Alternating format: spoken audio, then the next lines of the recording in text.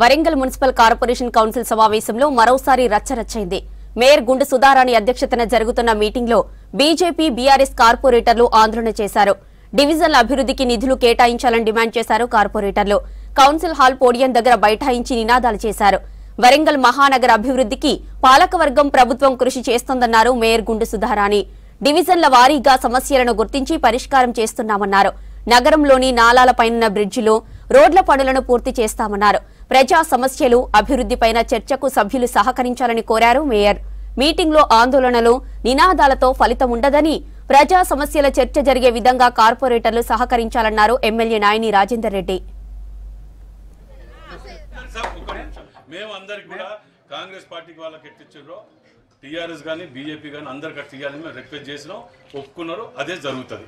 అంతేగాని మీరు ప్రతిదాని ఇట్లా ఈ బేస్లో పోవద్దు. ఇవాళ ఇక్కడ మనం కూర్చున్నాం అంటే గతంలో చేసిన ఎన్ని పాపాలు కానీ మేము మాట్లాడలేదు. మీరు అట్లా మాట్లాడుతుంది. మీరు ఇవాళ ఈ పాపం అంతా వల్లి 10 ఏళ్ళ చేయలే ఇదైతారా? కార్పొరేటర్లకు 35 ఇచ్చారు, 5 ఇది అన్నారు కదా. మరోవైపు మంత్రి హోదాలో మొదటిసారి జీడబ్ల్యూఎంసీ కౌన్సిల్ సమావేశానికి హాజరయ్యారు కొండా సురేఖ. ఎక్స్ అఫీషియో సభ్యురాలిగా ప్రమాణం చేశారు మంత్రి.